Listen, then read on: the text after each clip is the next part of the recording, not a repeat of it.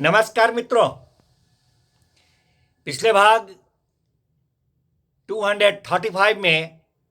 हम लोगों ने BNSS 2023 के सेक्शन 311 पर चर्चा किया था, जिसमें हम लोगों ने देखा था कि सेशन न्यायालय के समक्ष जो विचारण होते हैं उसमें जो अभिलेख होता है उसके बारे में था। उसी अनुक्रम में आज भाग 236 में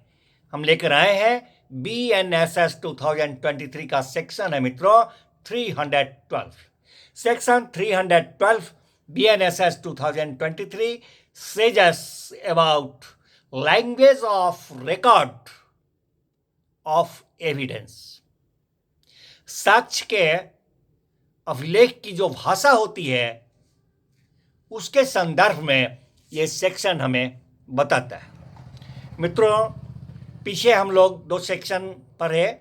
सेक्शन 310 BNSS 2023 और सेक्शन 311 BNSS 2023। तो ये सेक्शन कहता है, सेक्शन 312, कि सेक्शन 310 BNSS 2023 के तहत वारंट मामलों में जो मजिस्ट्रेट साहब के द्वारा साक्षी का साक्ष्य लिखा जाता है उसमें, अथवा सेक्शन 311 BNSS 2023 के अधीन जो सेशन न्यायाधीश महोदय के द्वारा साक्षी का साक्ष्य अभिलिखित किया जाता है, उसमें जब भी इन दोनों में से किसी में भी साक्षी का साक्ष्य अभिलेखित किया जाता है तो उसकी कौन सी भाषा होगी, किस तरह से लिखा जाएगा, उसके बारे में ये सेक्शन हमें बताता है। कहता है कि उन दोनों ही सेक्शन 310 हो अथवा 311 हो, उसके तहत जब भी साक्षी अपना साक्ष्य दे रहा हो तो अगर वह न्यायालय की भाषा में साक्ष्य देता है तो उसी भाषा में लिखा जाएगा, और यदि अन्य भाषा में साक्ष्य देता है तो यदि व्यवहार्य है वह भाषा, प्रैक्टिकेबल है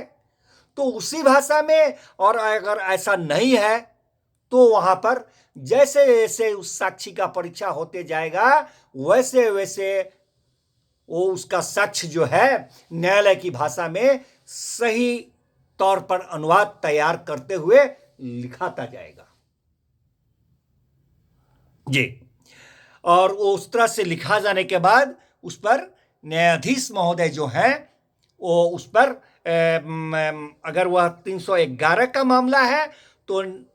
पीठासीन न्यायाधीश महोदय, और अगर वह 310 के तहत लिखा गया है तो वहाँ पर मजिस्ट्रेट साहब उस तरह से लिखे जाने के बाद उस पर अपना हस्ताक्षर करेंगे जो कि अभिलेख का भाग होगा। मित्रों, कहता है ये सेक्शन कि न्यायालय की भाषा से भिन्न किसी अन्य भाषा में अगर लिखा जाता है साक्षी के साक्ष्य को तो वहां पर कहता है ये सेक्शन की यथासाध्य शीघ्र उसका अनुवाद न्यायालय की भाषा में तैयार किया जाएगा, जिस पर कि अगर 310 का है तो मजिस्ट्रेट साहब और 311 का है तो पीठासीन न्यायाधीश महोदय हस्ताक्षर करेंगे जो कि अभिलेख का भाग होगा। परंतु कहता है कि अगर अंग्रेजी में साक्ष्य को लिखा गया है तो वैसी स्थिति में यदि कोई भी पक्षकार न्यायालय की भाषा में उसको अनुवाद कर दिए जाने के लिए अपेक्षा नहीं करता है